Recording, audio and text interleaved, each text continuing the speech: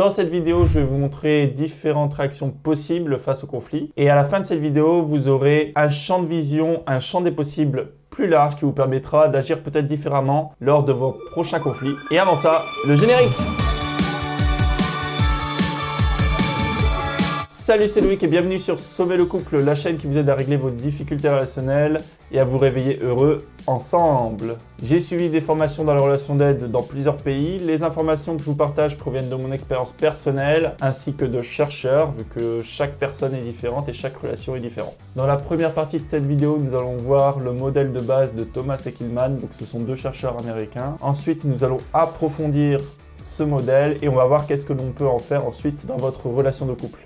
Nous allons voir tout de suite leur méthode. On peut rivaliser ou éviter. Lorsque l'on rivalise, on va être centré sur nous, sur nos propres intérêts, nos propres besoins. Chérie, j'ai vraiment pas envie d'aller danser ce soir. Moi, je veux aller dans un bar avec des amis. En évitant, je vais moins être déterminé à solutionner le problème, du moins peut-être maintenant, et je vais me soulager en reportant le problème peut-être à plus tard. Il y a des personnes qui sont des experts dans l'évitement, ils mettent toujours systématiquement le problème de côté, ils disparaissent. Mais énerve, elle souhaite encore aller danser, c'est pas possible. Chérie, je reviens, hein, je vais débarrasser la table. Ensuite, on peut céder ou collaborer. Donc on cède lorsque l'on est rivé sur l'autre. L'un des problèmes du gentil, ou l'un des potentiels problèmes du gentil, c'est d'avoir tendance à céder, à dire oui à tout, ou presque à notre partenaire. Donc notre partenaire peut ensuite se sentir seul, terriblement seul. Et on peut aussi par la suite lui dire voilà tout ce que j'ai fait pour toi, qu'est-ce que tu as fait pour moi en retour, ou bien on va pas forcément oser lui demander certaines choses et l'autre doit deviner ce que nous on veut. Donc c'est une sorte de perversion, donc il faut faire attention à ça. D'accord, ok, on va aller danser en boîte ce soir. C'est juste pour lui faire plaisir en fait.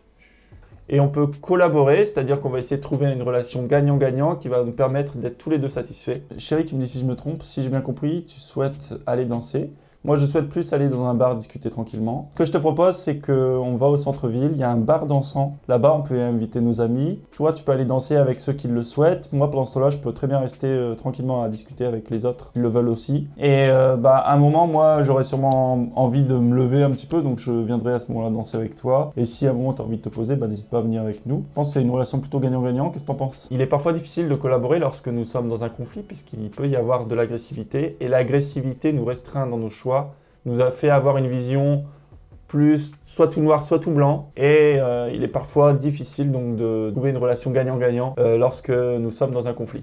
Il y a aussi chercher un compromis. Donc on cherche un compromis lorsque l'on n'arrive pas à collaborer ensemble, lorsqu'on n'arrive pas à trouver une relation gagnant-gagnant. On va couper la poire en deux, on va se dire ok, toi tu vas faire ça, moi je vais faire ça. Chérie, moi je souhaite plus discuter tranquillement, me poser. Toi tu souhaites plus danser, si j'ai bien compris. Ce que l'on peut faire à la limite, c'est on va dans un bar d'abord, on discute tranquillement, et puis ensuite, pendant 1 heure ou 2, on va danser en boîte de nuit. Qu'est-ce que t'en penses? Rivaliser, c'est pas forcément péjoratif, contrairement à ce que l'on pourrait penser.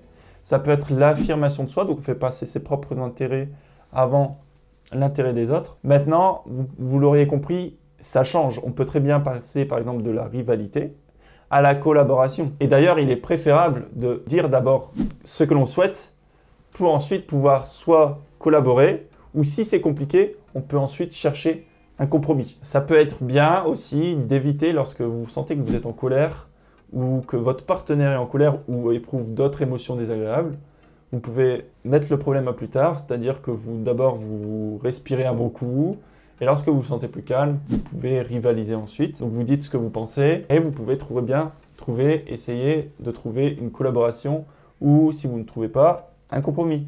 Donc c'est vraiment important en fait de se dire qu'on peut jongler dans les différents modes et de se dire ok, qu'est-ce que je fais habituellement en fait? Comment je réagis dans la vie de tous les jours? Est-ce que je suis plus centré sur l'autre? Est-ce que je suis plus centré sur moi? Comment je vois les choses? Il est parfois difficile de savoir dans quel mode on est le plus parce que c'est quelque chose de un petit peu inconscient, c'est quelque chose de normal. Donc en fait on ne le voit pas forcément. C'est la normalité en nous, c'est comme ça qu'on réagit le plus souvent. Mais c'est tellement normal qu'on ne le voit pas. Vous, j'ai envie de vous poser une question. Dans quoi est-ce que vous, de votre côté, vous pensez être le plus en fait? Est-ce que vous êtes plus dans la rivalité, dans l'évitement? Il n'y a pas forcément de bien ou de mal en fait. Tout est bien, ça dépend juste du moment. Tout est mal, ça dépend juste du moment aussi. Lorsque l'on rivalise, ça peut être bien aussi ça permet de s'affirmer. Ça permet aussi de montrer parfois qu'on est le plus fort. Dans certains conflits, ça peut être important aussi de le montrer. De faire des choix, de prendre des décisions. Ça peut être bien aussi de rivaliser. avant de collaborer ou de faire un compromis. Parfois, c'est pas le moment de collaborer.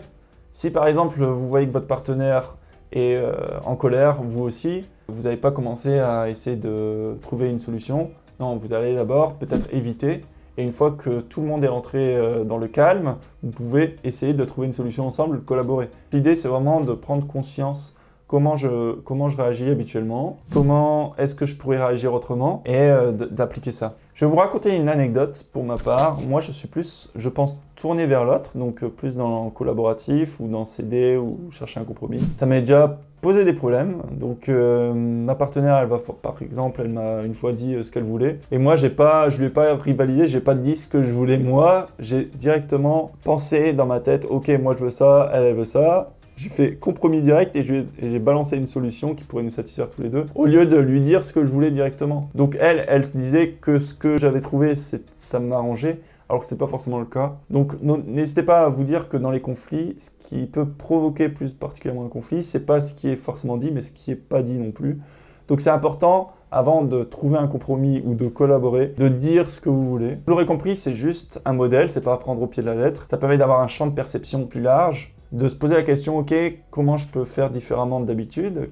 Quel est, au jour d'aujourd'hui, quel est là, maintenant, le mode qui pourrait être intéressant que j'ai? Donc je vous conseille à réfléchir à ça, à savoir qu'est-ce que vous faites habituellement, pour pouvoir peut-être vous y prendre autrement les prochaines fois. Il n'est pas toujours facile de changer vos habitudes. Si vous avez tendance par exemple à rivaliser, vous aurez peut-être du mal à passer du jour au lendemain à céder ou collaborer. Ou si vous avez tendance à collaborer et pas du tout vous affirmer, c'est pas forcément évident. Maintenant, c'est bien d'en avoir conscience déjà parce qu'on peut déjà prendre une pause parfois sur nous et conscientiser la chose et de se dire comment je peux faire en fait. Merci d'avoir regardé cette vidéo. N'hésitez pas à mettre en dessous dans les commentaires le ou les modes que vous utilisez le plus fréquemment ou les plus fréquemment. Et à me dire aussi quel est le mode que vous n'utilisez pas beaucoup et que vous aimeriez bien aller plus souvent. Vous l'auriez compris pour terminer, pour conclure, que chaque mode est bien ou mal, ça dépend juste du moment où on l'utilise. Merci encore et je vous dis à très bientôt.